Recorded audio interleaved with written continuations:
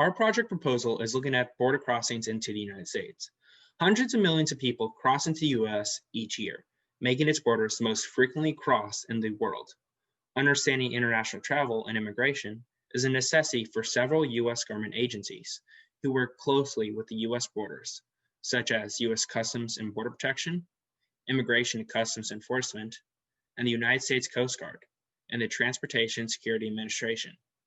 Border crossing data can be helpful for American businesses as well, having great implications for tourism, hospitality, and transportation industries. Furthermore, in a time of polarized political debate regarding the southern border, the average American citizen could even derive value from such data, giving them a more complete picture to frame their opinion on how to appropriately and ethically handle border control and immigration. Without a doubt, this particular well of data is a goldmine for a statistician. Our research team seeks to study the correlation between border crossing locations and the mode of transportation used. In this study, our team intends to investigate both national and regional trends and tendencies, comparing the north-south border, different states, and different ports.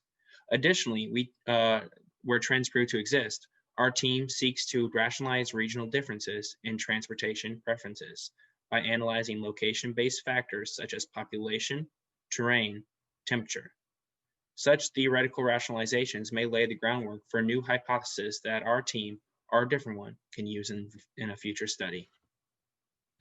So the data set we're going to be looking at today was produced by the U.S. Bureau of Transportation Statistics. And it's got data spanning all the way back since 1996, all the way up to just last February of 2020. And now what that means is we effectively have 25 years of hard data on these border crossings, which should help us get a really solid understanding of past trends. And hopefully we are going to be able to use that data going forward to pretty accurately predict future trends. Now, the issue with having this much data is that for our analysis, we are going to need to clean it up a bit, tidy it up, make it a little more usable for our purposes. But that shouldn't be a problem. Now, the data set itself is called US border crossing data, and it's got 7 variables. We have the border itself, the state that they go in, we have the port code and port, we have the date, the mode of transportation, and the total number of entries, so the total number of crossings on specific dates. Now, obviously, this data is not going to be foolproof. There is a lot of undocumented immigrants that are going in and out, so there are potholes in the data, but it's not going to be perfect. But for our purposes, this is going to be excellent. It's going to be perfect for our analysis, and it will do the job just fine. So in order to properly analyze our data, we're going to first need to tidy it up a bit. It's a lot of data, so we got to make sure it's clean and very easy to use in our analysis in order to get the correct responses that we want. Now, this is the original data set itself. This is border crossing entry. So you'll see that it's a little mess.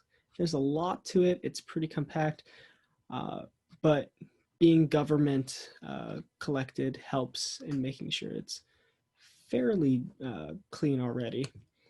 So the first thing we're going to do is we're going to jump into R, and we are going to go ahead and install the tidyverse package as well as the random forest. Now, the random forest package really isn't important for us tidying the data, but we do use it in our analysis later on, so it's important that we go ahead and install it here.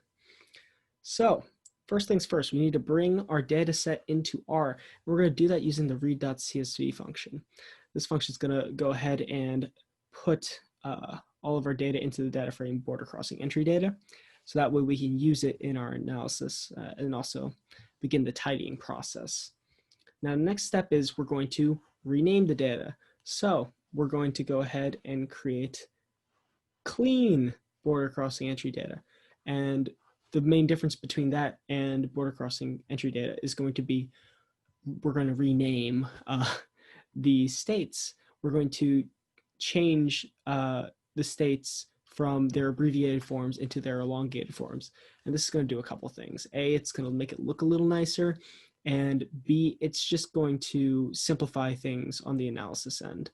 It's going to make it a little clearer whenever we're reading through. We don't have to try to think through the different abbreviations. We're just going to be able to read off the names. Now, the next very important step is we're going to need to look for missing values, if there's any gaps in the information that we've collected so far. And by running the sum function, we notice that there are none, which is great. Makes a lot of sense because, again, this is federally collected data, so we would hope that there wouldn't be any. And luckily enough, we're absolutely right. There's none. Now, we can finally export this cleaned data set, so that way we have it for use in our website and other uses. So you'll see that we use the write_CSV function in order to save that, and then we can use it to make this wonderful simple linear regression model, as well as our first bar graph. Now this first bar graph is basically just a summary of our data set in general. It's just telling us the amount of border crossings based on their transportation of choice. So as we can see here, personal vehicle seems to be the clear winner, but obviously there's going to be more factors than just that making up.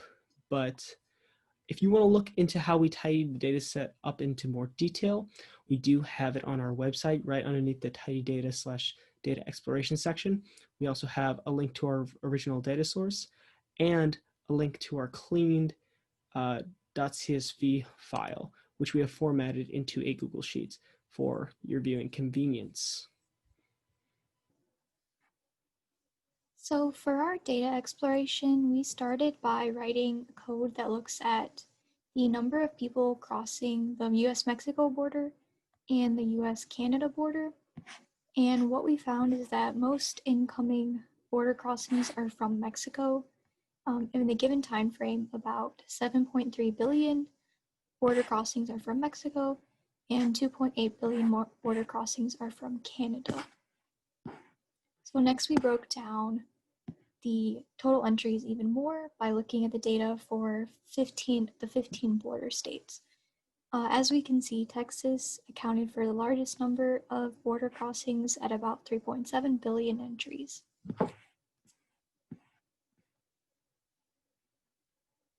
So then we went even more specific by looking at data for the 116 ports of entry in the United States.